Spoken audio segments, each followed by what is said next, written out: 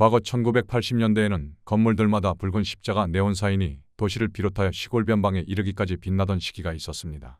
하지만 요즘은 그 십자가가 사라지기 시작하며 중대형 교회가 아니면 그 십자가 불빛을 보기 힘들어졌습니다. 기독교의 부흥의 시대는 이제 막을 내리고 쇠락의 길을 걷고 있는 현실에서 중대형 교회들은 교회 후임을 정하는 과정에서 대형 교회는 세습을, 중형 교회는 전별금으로 인한 교회 내부적인 충돌과 분열이 사회적 이슈가 되고 있습니다. 최근에는 성서 중심의 설교가로 존경받던 목사가 아들과 함께 분립개척을 하겠다는 이유로 많은 돈을 교회에 요구했다는 것으로 뉴스거리가 되고 있습니다. 이러한 현상을 보면서 우리는 각자의 관점에서 비판과 판단을 하고 있지만 그 배경이 되었던 가치관이나 신앙은 어디서부터 비롯된 것인지 짚어봐야 합니다.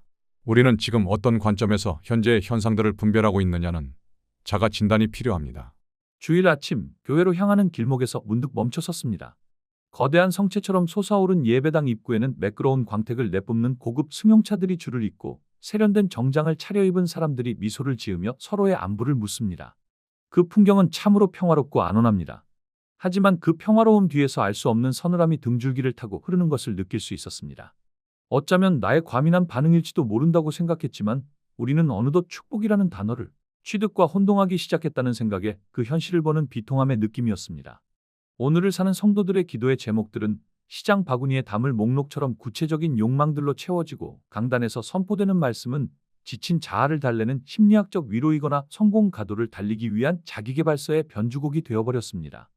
이러한 신앙의 표현이 어제 오늘 일이 아니지만 이제 교회의 개혁의 시급함을 말해야 할 만큼 만연해 있다는 것이 소름 돋게 합니다. 이것은 그동안 우리가 믿는 하나님은 우리의 비즈니스를 번창케 하고 자녀를 명문대에 보내며 노후의 안락함을 보장해주는 일종의 영적 보험으로 여겼다는 것입니다. 이제 목사의 말이 아니라 성경에서는 과연 어떻게 말하고 있는지 우리의 현재의 가치관이나 신앙관을 내려놓고 성경을 펼쳐봅니다. 거기에는 우리가 잃어버린, 아니 어쩌면 의도적으로 외면해온 낯선 하나님의 얼굴이 있습니다. 광야에서 메뚜기와 석청을 먹으며 회개를 외치던 세례 요한의 갈라진 목소리, 머리 둘 곳조차 없다며 가난한 이들의 친구가 되셨던 예수님의 먼지 묻은 발등. 그들은 결코 주류의 삶을 약속하지 않았습니다. 오히려 성경은 높은 곳이 아니라 낮은 곳으로 흐르는 물처럼 기득권의 견고한 성벽을 허무는 위험하고도 전복적인 기록입니다. 예수께서 예루살렘 성전에서 채찍을 휘두르셨을 때 그분이 분노하신 이유는 단순히 장사꾼들의 소란 때문이 아니었습니다. 거룩한 성전이 자신들의 기득권을 정당화하고 가난한 자들의 고혈을 짜내는 강도의 소굴이 되었기 때문입니다. 지금의 교회는 과연 그 채찍으로부터 자유로울 수 있을까요? 우리는 성장을 부흥이라 불렀고 대형화를 하나님의 영광이라 칭송했습니다. 숫자가 늘어날수록 성경의 가치는 얇아졌고 건물이 높아질수록 이웃과의 담장은 견고해졌습니다. 이 대목에서 누군가는 묻고 싶을지도 모릅니다. 그럼 교회가 가난해야만 한다는 건가요? 질문의 방향이 틀렸습니다. 문제는 가난하냐 부유하냐가 아니라 누구의 논리로 세상을 보느냐는 것입니다. 교회가 시장 경제의 효율성과 무한 경쟁의 승리, 지상주의를 성경적 가치로 둔갑시키는 순간 그곳은 더 이상 교회가 아니라 세련된 만몬의 영업소일 뿐입니다.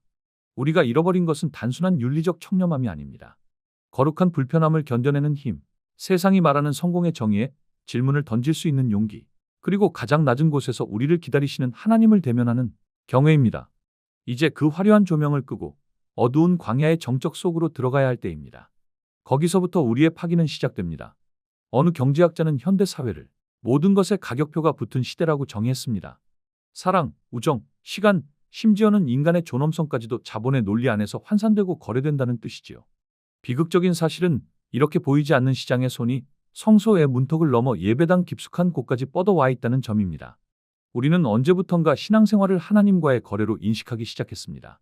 내가 이만큼 헌신했으니 하나님은 이만큼 응답하셔야 한다는 논리. 이것은 신앙이 아니라 영적인 투자에 가깝습니다. 시장의 논리가 신앙을 잠식하는 첫 번째 징후는 모든 가치를 수량화하는 것입니다. 기도의 시간, 헌금의 액수, 전도한 인원수 등 질적인 깊이가 담보되어야 할 영적 여정이 데이터와 통계로 치환됩니다.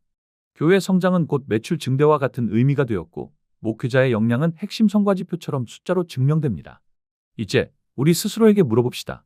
숫자가 줄어드는 교회에서 우리는 하나님의 임재를 느낄 수 있습니까? 혹시 숫자가 작아지면 하나님도 작아진다고 착각하고 있지는 않나요? 시장은 효율성을 최고의 선으로 여깁니다. 하지만 성경이 말하는 사랑과 희생은 지독히도 비효율적입니다.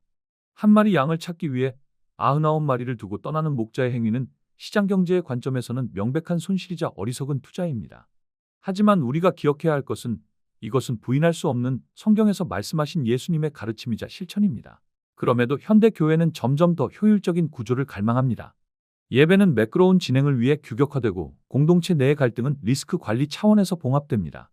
상처 입은 영혼을 기다려주는 인내보다는 빠르게 문제를 해결해주는 프로그램이 선호됩니다. 성령의 바람이 불어올 틈조차 주지 않는 치밀하게 짜인 시스템. 그 안에서 신앙은 생명력을 잃고 박제된 상품이 됩니다. 잠깐, 여기서 우리는 중요한 질문을 던져야 합니다. 우리가 하나님을 소비하고 있는 것은 아닐까요? 현대 그리스도인은 종종 종교적 소비자의 태도를 보입니다. 자신의 입맛에 맞는 설교를 골라 듣고 자신에게 쾌적한 서비스를 제공하는 교회를 쇼핑하듯 찾아다닙니다. 교회는 이 소비자들의 필요를 충족시키기 위해 더 화려한 조명과 더 감동적인 음악, 그리고 자존감을 높여주는 메시지를 생산해냅니다. 이 관계에서 하나님은 창조주가 아니라 우리의 필요를 채워주는 공급자로 전락합니다. 공급자가 마음에 들지 않으면 우리는 언제든 계약을 해지하고 다른 시장으로 떠날 준비가 되어 있습니다. 시장 경제는 결핍을 먹고 자랍니다. 끊임없이 우리가 무언가 부족하다고 느끼게 만들어야 더 많은 소비를 유도할 수 있기 때문입니다. 슬프게도 많은 강단이 이 공식을 그대로 따릅니다. 당신은 아직 복을 덜 받았다. 당신은 더 열심을 내야 한다. 이렇게 말하며 영적인 갈증과 죄책감을 자극합니다. 그리고 그 해결책으로 종교적 행위라는 상품을 제시합니다. 하지만 예수님께서 선포하신 복음은 결코 결핍의 논리가 아니었습니다. 그것은 이미 주어진 은혜에 대한 감격이었고 세상이 채울 수 없는 근원적인 풍요에 대한 선언이었습니다. 시장의 논리가 지배하는 신앙 안에서의 가난한 자는 축복받지 못한 낙오자가 됩니다. 성공한 자는 자신의 부를 신앙의 증거로 삼아 기득권의 자리에 앉습니다. 이것이 바로 만몬이 교회를 점령한 방식입니다. 우리는 이제 이 익숙한 잠식으로부터 깨어나야 합니다. 가격표를 떼어내고 효율성의 우상을 깨뜨려야 합니다. 신앙은 거래가 아니라 관계이며 하나님은 소비의 대상이 아니라 경배의 대상이기 때문입니다. 우리의 영성이 자본의 노예가 되지 않도록 다시금 광야의 가난을 선택할 용기가 필요합니다.